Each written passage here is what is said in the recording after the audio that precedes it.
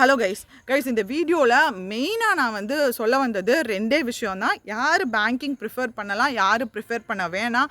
Because இது ஒரு கண்டிப்பாக ஒரு ஐ ஓப்பனிங் வீடியோவாக இருக்கும். ஏன்னா நிறையா பேர் கேட்டிருக்காங்க. முக்கியமாக இந்த ரிசல்ட் வர்ற டைமில் வந்து அவங்களுடைய எபிலிட்டியை அவங்களே வந்து டவுட் பண்ணிக்குவாங்க. பிகாஸ் வந்து நான் வந்து இதுக்கு கரெக்டு தானா, ஏன்னா நான் ஐடியில் ஒர்க் பண்ணிட்டு இருந்தேன், அதுக்கே நான் திருப்பி போய் ரெஸ்யூம் பண்ணிக்கலாமா இப்படின்ற மாதிரிலாம் நிறைய பேர் டவுட் பண்ணிகிட்டு இருப்பாங்க. ஸோ ஏன்னா இப்போ கூட வந்து இன்னைக்கு இந்த ரிசல்ட் ரிலீஸ் ஆனப்போ கூட ஒருத்தவங்க வந்து சொன்னாங்க, நான் பல வேலைக்கே திருப்பி கண்டினியூ பண்ணிடலான் இருக்கேன் அப்படின்னு சொல்லிட்டு. ஸோ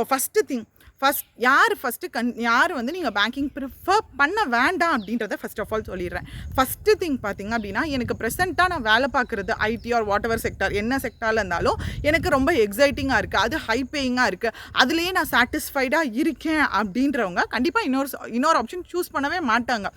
ஏதோ ஒரு விஷயம் எனக்கு லேக் ஆகுது, முக்கியமாக ஸ்டேபிள் அப்படின்ற வார்த்தை, எனக்கு ஸ்டேபிளான இன்கம் வேணும். பிகாஸ் எனக்கு திடீர்னு ஒரு லே ஆஃப் ஆகுது அப்படின்ற பட்சத்தில் எனக்கு அங்கே பெர்ஃபார்ம் நான் வந்து சூப்பராக பெர்ஃபார்ம் பண்ணுற ஆள் கிடையாது. ஸோ அந்த பயந்துகிட்டே இருக்க வேண்டியது இருக்குது அப்படின்ற மாதிரி நினைக்கிறவங்க தான் என்ன பண்ணுவாங்க அப்படின்னா, எனக்கு ஒரு ஸ்டேபிளான இன்கம் தேவை அப்படின்னு சொல்லிட்டு தான் இன்னொரு ஆப்ஷன் சூஸ் பண்ணுவோம். ஸோ ஃபஸ்ட்டு ஒன், ஓகே, எக்ஸைட்டிங்காக இருக்குது அப்படின்னா நீங்கள் ப்ரெசண்ட்டாக பார்க்குற வேலையை கண்டினியூ பண்ணுங்கள். நீங்கள் வேறு ஒரு இதுக்கு ஸ்விட்ச் ஓவர் ஆக வேணாம். அது என்ன வேலையாக இருந்தாலும் சரி, எக்ஸைட்டிங்காக இருக்குது, ஹை பேயிங்காக இருக்குது, நான் சாட்டிஸ்ஃபைடாக இருக்கேன்ற பட்சத்தில் நீங்கள் அதே கண்டினியூ பண்ணலாம். இன்னொரு இதுக்கு வந்து நீங்கள் பண்ணணும்னு இன்னொரு செக்டாருக்கு வந்து நீங்கள் வரணும்னு சொல்லிட்டு அவசியம் இல்லை. பிகாஸ் நம்ம ஒரு செக்டாரில் வர்றோம், நல்லா பண்ணுறோன்ற பட்சத்தில் அங்கேயே உங்களுக்கு க்ரோத் கண்டிப்பாக இருக்க போகுது.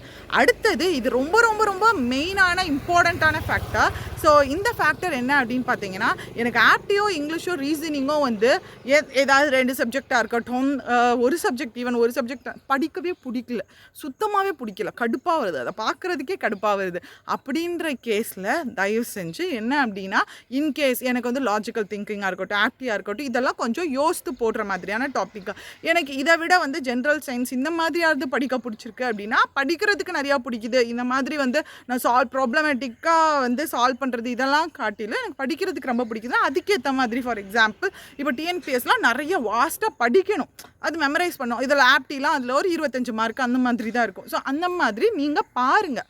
ஓகே, ஸோ இப்போ செகண்ட் ப்ரையாரிட்டி ரொம்ப ரொம்ப முக்கியம்.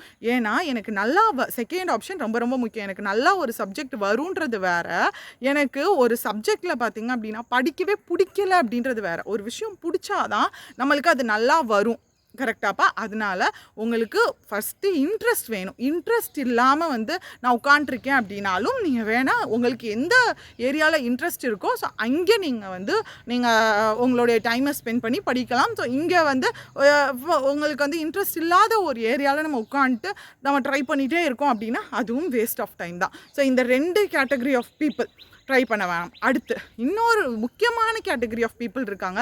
எனக்கு பேங்கிங் இன்ட்ரெஸ்ட்டு, எனக்கு கண்டிப்பாக வேலை வேணும்னு இருக்கேன், எனக்கு உள்ள எல்லா சப்ஜெக்ட்ஸும் படிக்கலாம் இன்ட்ரெஸ்டெல்லாம் இருக்குது, ஆனால் ஒரு சில சப்ஜெக்ட்ஸ் வர மாட்டேங்குது அப்படின்றவங்க. ஸோ ஒரு ஆக்சுவலாக இவங்களை பற்றி நான் நிறைய டைம் சொல்லியிருக்கேன். இந்த ஒரு மேம் பற்றி நான் நிறைய டைம் முன்னாடி இந்த சேனலில் நம்ம சேனலில் கூட வந்து அப்போவும் நான் இவங்களை பற்றி சொல்லியிருக்கேன். ஸோ அவங்கள பற்றி தான் நான் திருப்பி சொல்ல போகிறேன். Because she is most inspiring person I have ever seen. யார் அப்படின்னு பார்த்தீங்கன்னா, ஆல்ரெடி நம்ம 2020 ஒரு மேம். ஸோ அவங்க நம்மளோட ஸ்டூடெண்ட் தான். ஆக்சுவலாக அவங்க பார்த்திங்க அப்படின்னா நிறைய அனுப்புவாங்க. இங்கிலீஷே வந்து ரொம்ப குட்டி குட்டியாக இருக்கும், அதுலலாம் நிறைய எரர்ஸ், ஒரு குட்டி எரர் ஸ்பாட்டிங்காக இருக்கட்டும், ஒரு சின்ன ஃபில்லர்ஸாக இருக்கட்டும், கிளாஸஸ் இந்த மாதிரி மாற்றி அவங்க ஆன்சர் பண்ணியிருப்பாங்க. மேம் இந்த மாதிரி ஆன்சர் எனக்கு தோணுது மேம், இது எரராக இருக்கும் தோணுது, இந்த ஆன்சர் இது வரும்னு தோணுது. நானே நினைப்பேன், நானே ஒரு 2-3 டைம் கேட்டிருக்கேன், உண்மையிலே உங்களுக்கு இன்ட்ரெஸ்ட் இருக்கா மேம், படிக்கிறதுக்கு இன்ட்ரெஸ்ட் இருக்கா மேம் அப்படின்னு சொல்லிட்டு. எனக்கே தோணும், ஐயோ இவங்க எப்படியாவது கிளியர் பண்ணணுமே அப்படின்னு சொல்லிட்டு. உங்களுக்கு வந்து வயசு முடிய போகுது, அதான் வந்து உங்களுடைய லாஸ்ட் அட்டம்ப்ட்டும் கூட. ஸோ அவங்களுக்கு அதான் லாஸ்ட் அட்டம்ப்ட் கிளியர் பண்ணி ஆகணுன்ற சிச்சுவேஷன். ஸோ பட் பார்த்திங்க அப்படின்னா எல்லாத்துலேயுமே ஆவரேஜாக தான் பெர்ஃபார்ம் பண்ணக்கூடியவங்க. ஸோ ஆனால் பார்த்திங்க அப்படின்னா டு மை சர்ப்ரைஸ் கிளியர் பண்ணிட்டாங்க. ஐபிபிஎஸ் கிளர்க் வந்து கிளியர் பண்ணிட்டாங்க.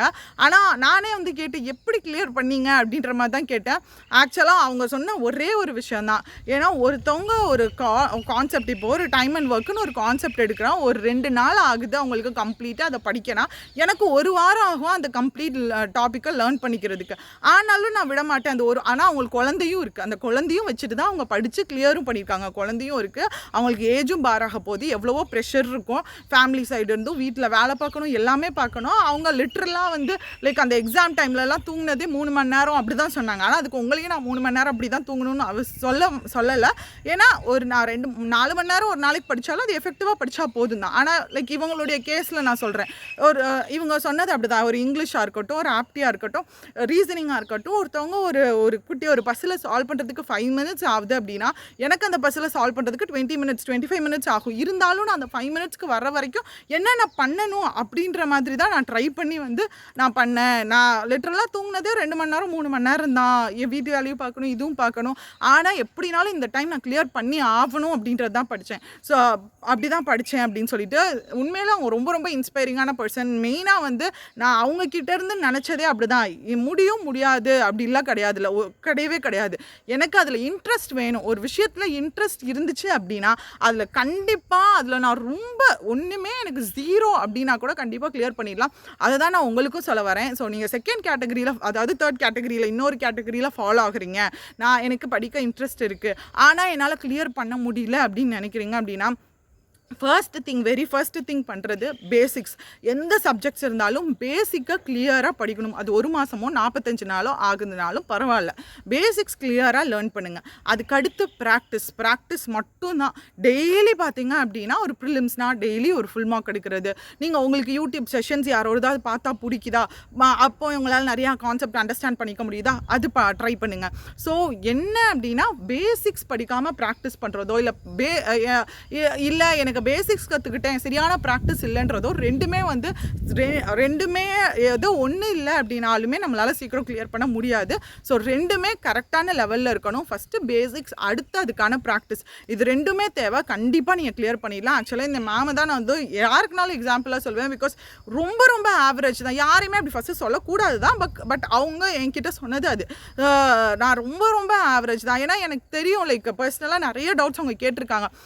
ஒரு டவுட்டே 2-3 டைம் நான் எக்ஸ்பிளைன் பண்ணியிருக்கேன். பட் அவங்களாலையும் கிளியர் பண்ண முடியும் அப்படின்னா நீங்கள் வந்து உங்களை நீங்களே எவ்வளோ அண்டர் எஸ்டிமேட் பண்ணி வச்சுருந்தாலும் சரி பரவாயில்ல. பட் உங்களுக்கு அதுக்கான கான்ஃபிடென்ஸ் இருந்தது அப்படின்னா கண்டிப்பாக நீங்கள் கிளியர் பண்ணலாம். ஸோ இதை தான் நான் சொல்லணும்னு நினச்சேன் மக்களே. ஸோ சும்மா வந்து நீங்கள் படிங்க, எல்லாருமே படிங்க, கிளியர் பண்ணலாம் அப்படின்றதுலாம் கிடையாது. இன்ட்ரெஸ்ட் இருக்கா, நீங்கள் படிங்க. இன்ட்ரெஸ்ட் இல்லையா, வேறு உங்களுக்கு எதில் இன்ட்ரெஸ்ட்டோ அதில் நீங்கள் போங்க, கண்டிப்பாக ஷைன் ஆகலாம். ஸோ இதை தான் மெயினாக நான் சொல்லணும்னு நினச்சேன். So tata bye, see you guys. உங்களுக்கு ஏதாவது வீடியோ கோர்ஸோ இல்லை படிக்கிறதுக்கு ஏதாவது கம்ப்ளீட்டாக A to Z எல்லா டாபிக்ஸும் லேர்ன் பண்ணிக்கிறதுக்கு வீடியோ கோர்ஸ் ஏதாவது தேவை அப்படின்னா 799 ஆஃபர் போயிட்டுருக்கு. நம்ம வீடியோ கோர்ஸ் லிங்க் வந்து டிஸ்கிரிப்ஷனில் கொடுத்துருக்கேன், நீங்கள் யூஸ் பண்ணிக்கோங்க. So tata bye, see you guys. அடுத்த எக்ஸாமில் கண்டிப்பாக நீங்கள் கிளியர் பண்ணிடுவீங்க. அதுக்கேற்ற எஃபர்ட்டை மட்டும் போடுங்க. So Tata, see you, bye guys.